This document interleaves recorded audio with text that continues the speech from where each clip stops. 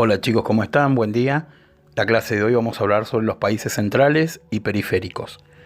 Esta denominación de países que, se comenzó a utilizar a partir de 1990 tras la caída del muro de Berlín, que marca el periodo del paso de una edad que es la edad contemporánea, la edad posmoderna para algunos autores, y para otros el fin de la Guerra Fría.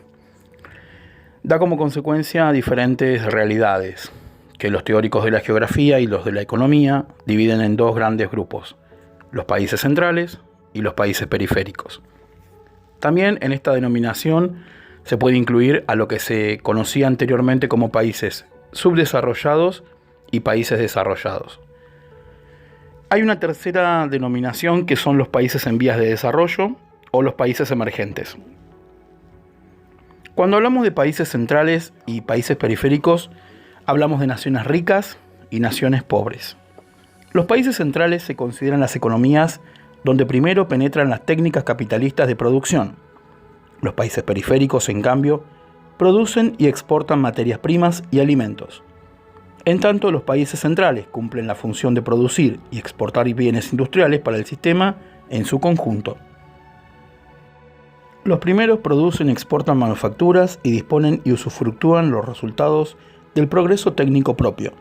Los segundos, en tanto, producen y exportan materias primas y alimentos, son tecnológicamente dependientes y están sujetos a un permanente deterioro de los términos de intercambio. Los países centrales son también denominados desarrollados, industrializados o del primer mundo, y los países periféricos son también denominados subdesarrollados, no desarrollados o del tercer mundo. En resumen, los países periféricos son las economías subdesarrolladas y los países centrales, las economías capitalistas más avanzadas. Por ejemplo, los países centrales en la actualidad son Estados Unidos, Francia, Alemania, Japón, Italia, etc. Y los países periféricos, Bolivia, Paraguay, Ecuador, Honduras, El Salvador, Perú, etc. La tercera denominación, que habla sobre los países semidesarrollados, que se ubicarían en la semiperiferia, son aquellos países que tienen realidades de mundos desarrollados y también realidades de mundos subdesarrollados, como por ejemplo núcleos de riqueza y bolsones de pobreza. Estos países serían, por ejemplo, Argentina, Brasil, México, algunos países de Asia y muy pocos países de África. A continuación vamos a hablar de la teoría de los sistemas mundiales. Los países centrales, decimos entonces que son los países capitalistas industrializados, de los que dependen los países periféricos y los países semiperiféricos. Los países centrales controlan y se benefician del mercado global. Generalmente son reconocidos como naciones ricas, con una amplia variedad de recursos y se encuentran en una ubicación favorable en comparación con otros estados. Tienen instituciones estatales, un poderoso ejército y poderosas alianzas políticas globales. Entre las características de los países centrales se encuentran: son los más económicamente diversificados, ricos y poderosos económica y militarmente. Tienen gobiernos centrales fuertes, controlando burocracias extensas y poderosas fuerzas armadas. Tienen instituciones estatales más fuertes y complejas que ayudan a gestionar los asuntos económicos interna y externamente. Tienen una base impositiva suficiente para que las instituciones estatales puedan proporcionar infraestructura para una economía fuerte. Son altamente industrializados y producen productos manufacturados en lugar de materias primas para la exportación. Cada vez más se especializan en industrias de formación, finanzas y servicios. Están en la vanguardia de las nuevas tecnologías y las nuevas industrias. Los ejemplos actuales incluyen industrias electrónicas y biotecnológicas de alta tecnología. Otro ejemplo sería la producción de automóviles en línea de montaje a principios del siglo XX. Tienen fuertes clases burguesas y obreras. tienen medios significativos de influencia sobre los países semiperiféricos y periféricos. Son relativamente independientes del control externo. Según el sociólogo estadounidense Immanuel Wallerstein, un país central es dominante sobre todos los demás cuando tiene una ventaja en 3 formas de dominio económico durante un periodo de tiempo. 1. El dominio de la productividad permite a un país producir productos de mayor calidad a un precio más barato, en comparación con los otros países. 2. El dominio de la productividad puede conducir al dominio comercial. Ahora hay una balanza comercial favorable para la nación dominante, ya que más países están comprando los productos del país dominante que comprándoles. 3. Dominio comercial puede conducir al dominio financiero. Ahora entra más dinero al país. Los banqueros de la nación dominante tienden a recibir un mayor control de los recursos financieros del mundo. El dominio militar también es probable después que una nación alcance estos 3 rankings. Sin embargo, se ha postulado que en todo el sistema mundial moderno, ninguna nación ha podido usar sus fuerzas armadas para obtener el dominio económico. Cada una de las naciones dominantes del pasado se hizo dominante con niveles bastante pequeños de gasto militar y comenzó a perder el dominio económico con la expansión militar más adelante.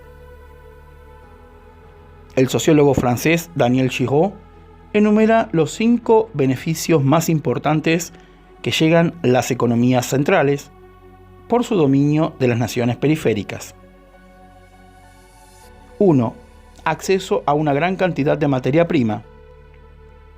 2. Mano de obra barata. 3.